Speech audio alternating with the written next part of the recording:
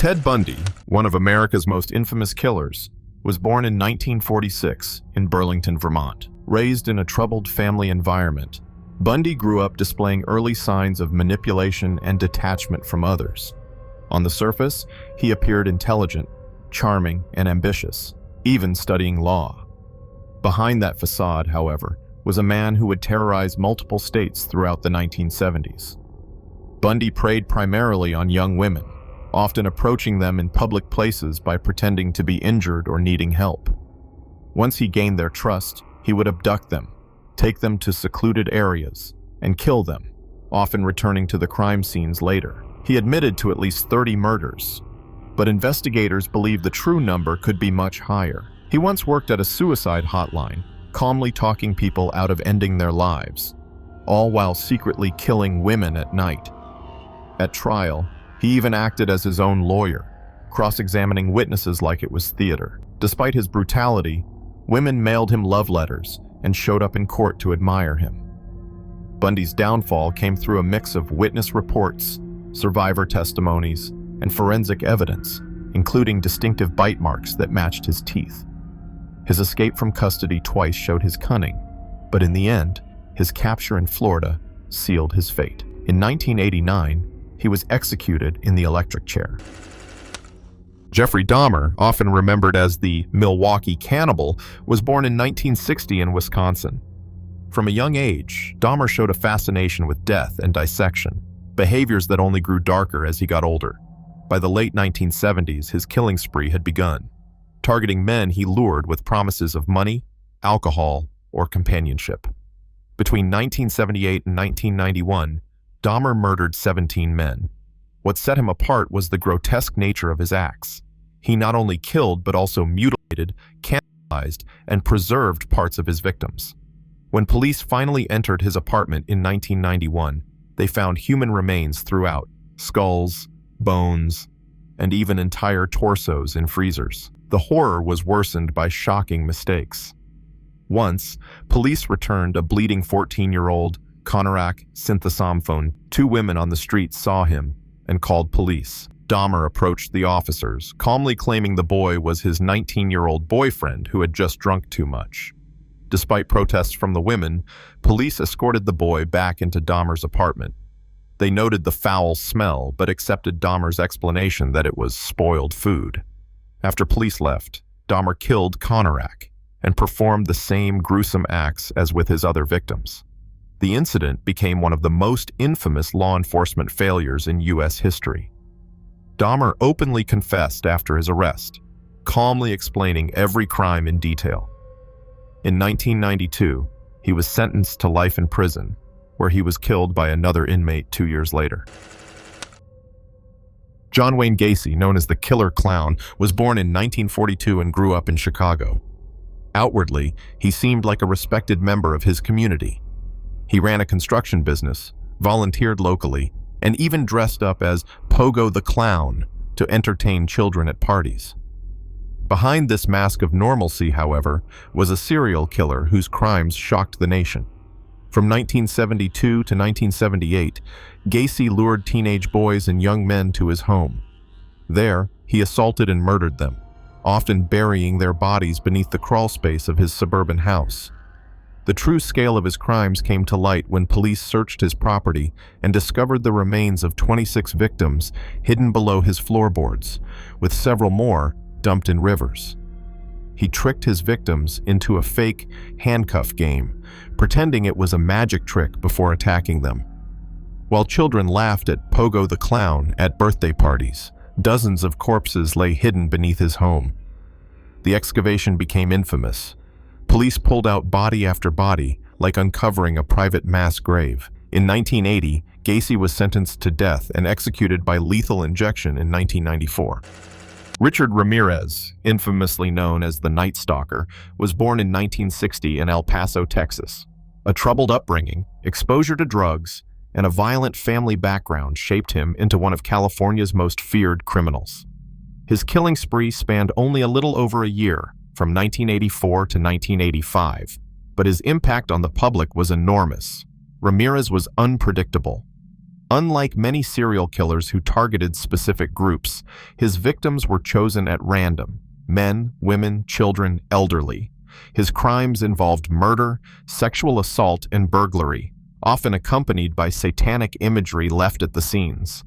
This randomness created mass panic in Los Angeles and San Francisco, with entire neighborhoods living in fear. In court, Ramirez became infamous for shouting "Hail Satan" and flashing pentagrams drawn on his palm.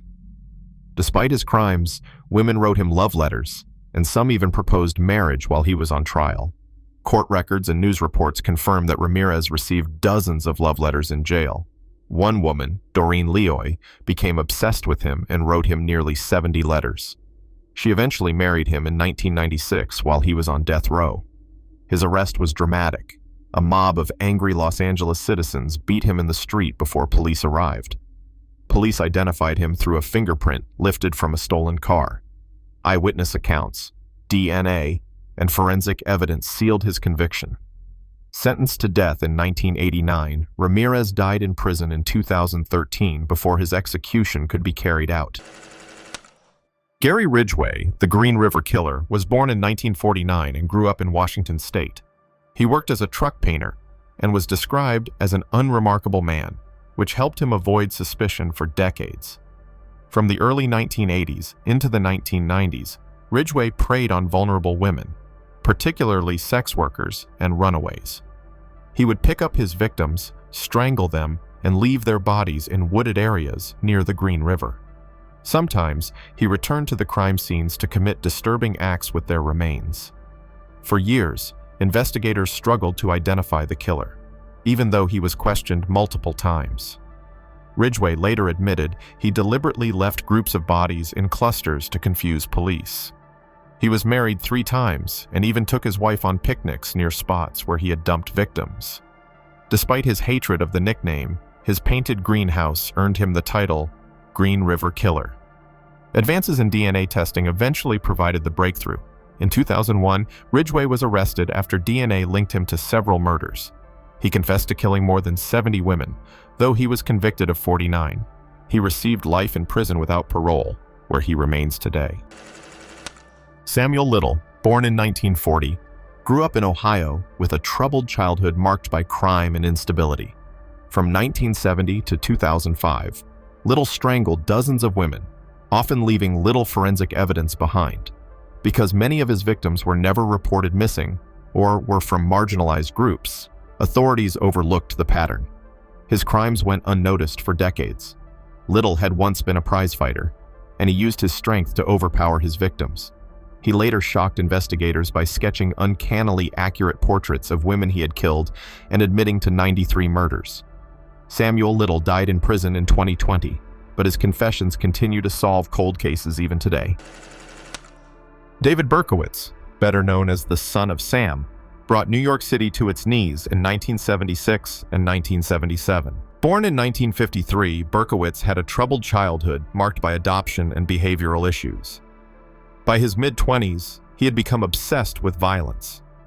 Armed with a .44 caliber revolver, Berkowitz prowled the city, shooting couples in parked cars and people walking on the street. He killed 6 people and wounded 7 more. Adding to the terror, he sent letters to the police and newspapers, claiming he was commanded to kill by a demonic voice. He once said the orders came from his neighbor's dog, which he believed was possessed by demons. His letters taunting the police became front-page news, fueling panic. After his arrest, lawmakers passed the Son of Sam law to stop criminals from profiting off their crimes. Ballistics matched his revolver to the shootings, and a simple parking ticket near a crime scene eventually led investigators to him. Berkowitz confessed after his arrest, and he was sentenced to life in prison. Dennis Rader, known as the BTK killer for his method of bind, torture, kill, was born in 1945 in Kansas. Outwardly, he lived a normal life as a family man, church president, and compliance officer. Secretly, he was committing some of the most disturbing murders in U.S. history. Between 1974 and 1991, Rader killed 10 people, including entire families. He documented his crimes in photographs and writings, taking pleasure in taunting law enforcement. Then, for more than a decade, he went silent, seemingly disappearing. In his letters, he arrogantly asked police if floppy disks could be traced. They told him no, but used the disk to identify him immediately. He also hid murder kits, ropes, tape, and weapons around Wichita for future use. One of his first murders was an entire family, leaving a child bound and traumatized but alive. His arrogance led to his capture. In 2004, investigators traced the floppy disk back to his church computer, and DNA from his daughter confirmed the link. He confessed in chilling detail, and in 2005 he was sentenced to 10 consecutive life terms. Ed Kemper, the co-ed killer, was born in 1948 in California. From an early age, Kemper showed signs of violence, even killing animals. At 15, he murdered his grandparents, leading to his first institutionalization. After being released as a young adult, he began targeting female college students in the early 1970s. Standing at 6 feet 9 inches tall, Kemper used his size and intelligence to overpower victims, many of whom he picked up while hitchhiking. He later turned his rage on his own mother, bludgeoning and decapitating her in 1973, along with one of her friends. Kemper once admitted he killed his grandparents to see what it felt like. In prison, he became strangely cooperative, recording thousands of audiobooks for the blind. The FBI also used him in early profiling programs as he spoke openly and intelligently about his murders. Kemper called police to confess his crimes, calmly describing his murders in graphic detail. The bodies of his 10 victims were recovered based on his statements. Albert Fish, one of the earliest and most disturbing American killers, was born in 1870 in Washington, D.C.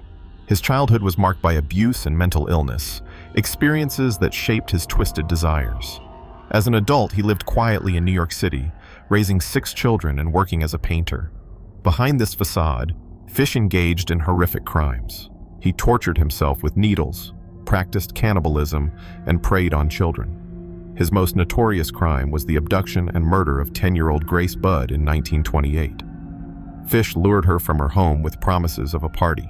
Years later, he sent a chilling letter to her family, describing in detail how he killed and ate parts of her. X-rays later revealed over 20 needles lodged inside his body, pushed into his pelvis during acts of self-torture.